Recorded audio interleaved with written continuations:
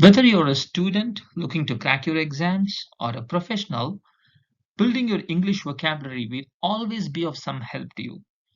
Having a good repertoire of words will always set you apart in a crowd. So, without wasting time, let us look at 7 words this week. Do you know what is the best way to remember a word? The best way to remember a word is to associate it with an image or a feeling or some situation in your life. Right? So for this video, I have used several images for each one of those words. And these images were just Google searched. I have not checked for copyrights. So if you think your image is on display and if you do not like that, please write to me at stellium@gmail.com. The email address is right in front of you. Thank you. So word number 1, insouciant. Insouciant is an adjective.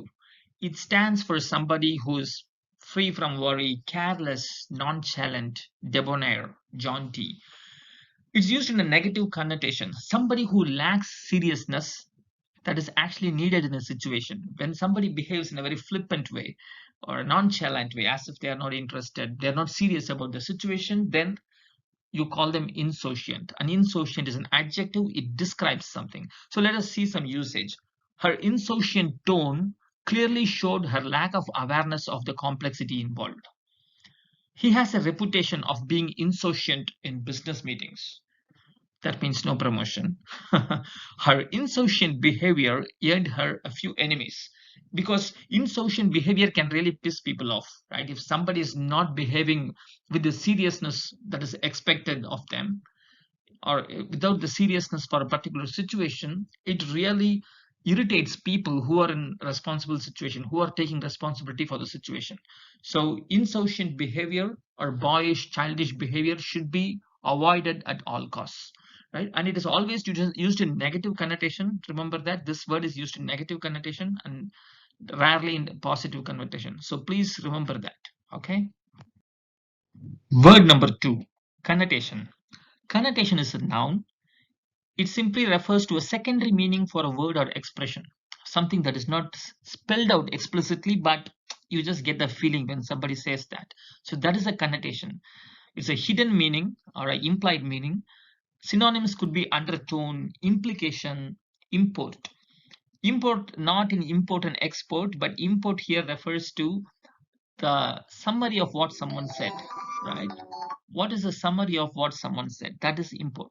You can also look at purport. Purport is same as import, but used in a negative connotation where people want to say something that is not truthful, right? It is said something to deceive you, right? So that is what is purport. You can go and look up purport in a dictionary. So let us see some usage for connotation. Please understand the connotation and respond accordingly. Ignore this advice at your peril, right? The second example, we could hardly miss the connotation and no one was happy about it. A third example, the word insouciant is often used in a negative connotation, right? So let us look at 2 words, quarrel and fight, right? To understand the connotation.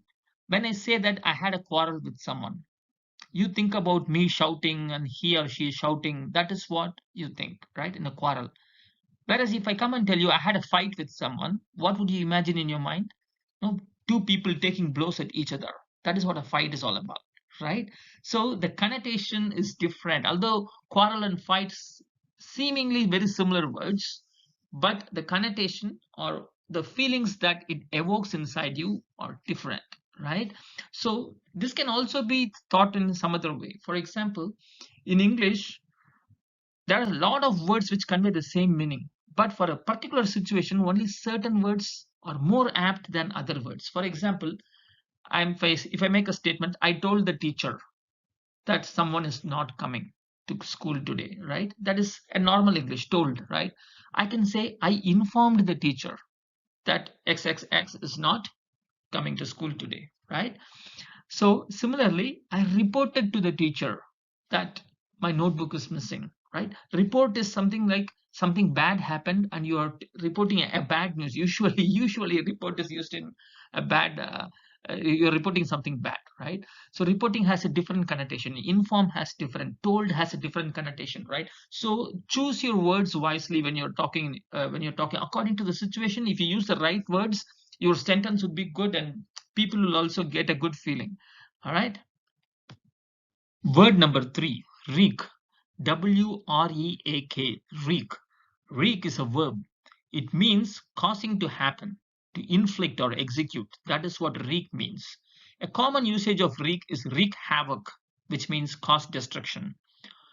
Similarly, the word inflict is often used to inflict defeat upon someone, right?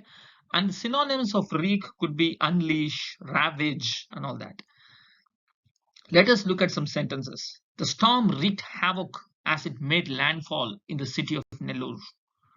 Genghis Khan and his army wreaked death and destruction on all cities on their way. There is also another English word called reek, but it is spelled as R-E-E-K. So what is that reek? That reek, R-E-E-K, means it means full of, saturated to the brim, right? Complete, fully. That is what reek means. For example, the decision to hold rallies amidst a raging pandemic reeks of stupidity. Because if you hold a rally when there is an infectious disease on the prowl, the disease is going to spread. It's very simple. It's common sense, right? So if you're not listening to common sense, it is stupidity. An alternate construction of the same sentence without using reek would be the decision to hold whatever has stupidity written all over. That is another way of expressing the same meaning but with different sentences. Just look at the phrase has stupidity written all over, right? So that is word number 3, Reek for us. W-R-E-A-K and R-E-E-K. 2 words we saw here. Word number 4, breach. Breach is a verb. It means break boundaries. Usually, breach refers to breaking of secure boundaries. Synonyms could be rupture, not rapture. Rapture is different. Rapt attention, rapture, that is what rapture means. But rupture means to break, right? Rupture or infraction. There are 2 synonyms. There are many, but these are the 2 prominent ones, rupture, infraction. Let us look at some usage. There was a heavy downpour last night. The water swelled in the river, breached the banks, and inundated the whole village. We also learned another new word here, inundate. Inundate means to flood. Instead of saying flooded the whole village, you can say inundated the whole village. Perfect. Second sentence, Gabba, the undefeated Aussie fortress that had stood tall for 32 long years, was finally breached by a young Indian team. See, this sentence refers to the recent cricket series we had with Australia. Aussie means Australia here, right? So Indian team had been to Australia and they won Australia there. And one of their most famous wins came from Gabba. Gabba is a stadium there in Australia, in which Australia had always won all their matches in the past 32 years. They have never lost. Maybe they won the match or they drew the match. There was a draw, which means that both are equal. Both the team and the opponent team, they are equal. That is what a draw means. So Gabba was famous for that. For 32 long years, they have never been defeated. And this year, a very young Indian team, which did not have a lot of star players, it had a lot of young players, new players. These players won Australia there, right? So in this sentence, we can also see that I have said Gabba stood tall for 32 long years. What is meant by standing tall? Standing tall simply means that you are a notch higher than the rest of the people, right? You can also say when you say that somebody is head and shoulders above the rest, it doesn't mean that they are tall. That is just a literal meaning. The figurative meaning or the metaphorical meaning simply means that in terms of abilities or skills, somebody was better than the rest, right? When that is the case, we say somebody stood tall or they were head and shoulders above than the rest, right? So that is the figurative meaning. Now let us look at the third sentence. The data breach costed them millions of dollars in terms of fines and penalties, right? This is a very common occurrence nowadays, right? There are some cyber criminals out on the prowl, and wherever they can attack, they will attack and take the data. So if you have not secured your IT infrastructure, especially if you are a bank holding a lot of customer data, personal private data, or if you're a healthcare company holding medical records of your patients, right, which are supposed to be very, very private and personal information, you should guard them effectively. And if you do not guard them, and if somebody is going to breach and then take away that data, and they what will they do? They will go and sell it to people. They will put it on the open, right? Then that company has to pay fines, right? It's no more considered as, oh, some mistake happened, let's forgive us. It doesn't work like that. Nowadays the rules are more stringent or more strict, and if there is a data breach, you pay fines, right? So that is the end of our word 4, which is breach. Word number 5, ramification. Ramification is a noun. It means branching from a root point, the branching of veins, branching of trees, the literal. But the figurative meaning is possible repercussions or consequences of a decision. In this case, decision is the root, and all possible scenarios that can follow that decision, they are the branches. So it has a metaphorical or a figurative meaning, right? Generally it is used in figurative sense only. It is not used in its literal sense of branching, right? So synonyms, that's why I have listed the synonym as consequence. So let us look at some usage. No decision should be taken without weighing on the ramifications. Usage number 2.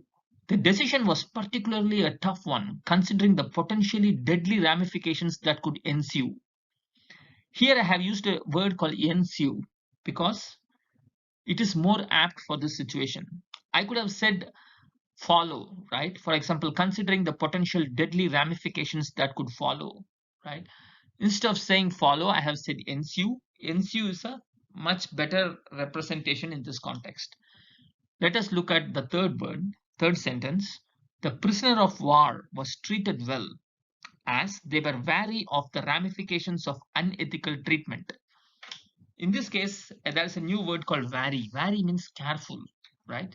So the people who captured the army person and kept him as a prisoner of war, they are treating that person very nicely. Why?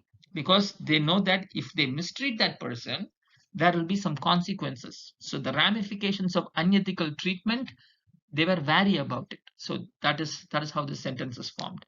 So that's end of word number 5, ramification.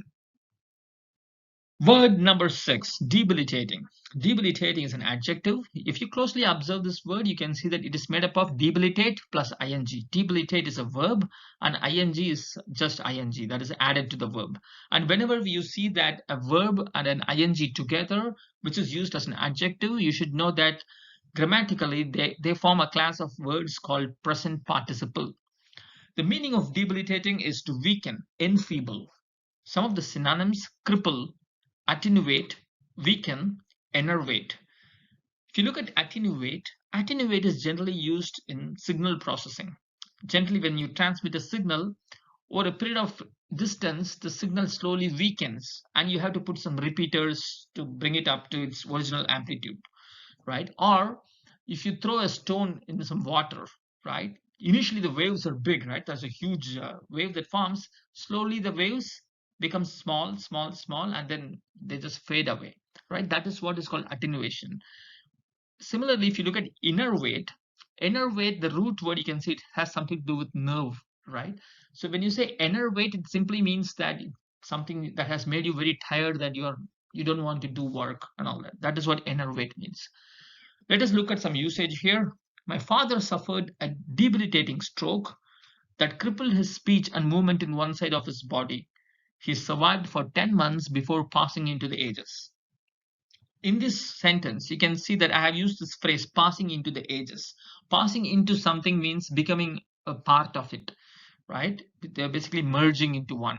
So passing into the ages generally refers to somebody is dead, right? So somebody expired, and that's when we say they passed into the ages, right? And let us look at a second example. A poor mindset is more debilitating than being physically challenged, right? If you're not having the right attitude, if you're not positive in your life, then that is more crippling and debilitating than a physical challenge, right? Somebody might have a physical challenge. We have seen so many people who are physically challenged, but they rise above all their problems and achieve a lot of things in life, right? So they are not mentally debilitated. They are mentally very active, very powerful. That is why they are succeeding, right? So physical challenges are, yeah, physical challenge is difficult, but if you're not having the right mindset, you're not going anywhere, right? So that is what this sentence means. So that brings us to the end of word number 6, debilitating. Word number 7, cliche. You can see that small line on top of that E. I made it to signal that the E is pronounced as A, as in cliche. Cliche is used as a noun as well as an adjective. Its meaning is a stereotyped expression, too common, repeated, like everybody uses it and it doesn't add any impact to your sentence. Using cliched words is not a great way to strike communication with anybody, right? Because it doesn't add any impact to your communication. Synonyms: hackneyed, commonplace, platitude. So let us look at some usage now. The movie had a very cliched plot and unexpectedly bombed at the box office. Bombing at the box office means the movie did not get a good opening, so its revenue collections are poor. That's what it means. Bombed at the box office. Nobody came to watch that movie. Why? Because it had a very cliched plot, hero chasing a villain, killing him. It's like a revenge plot. It's like too many times we have seen all these things, right? So there's nothing novel in the movie. That's what it means. Second sentence. Cliches don't add any impact to your sentences. Try avoiding them. In this sentence, it is used as a noun. In the previous sentence, it was used as an adjective, right? So that brings us to the end of 7 words this week. So see you next week. Bye bye.